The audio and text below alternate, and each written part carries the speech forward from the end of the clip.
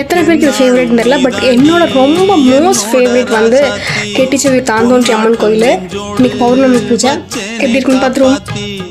எங்கே நான் போனா என்ன எண்ணம் யாவும் இங்கேதான், உன் பேர மெட்டு கட்டி உள்ளம் பாடும் அங்கேதான்.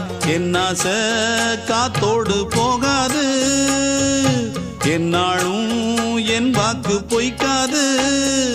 நான் ஏறிக்கிற மேலிருந்து 8 தேச பார்த்திருந்து ஏங்கி ஏங்கி காத்திருந்தேன் காணல.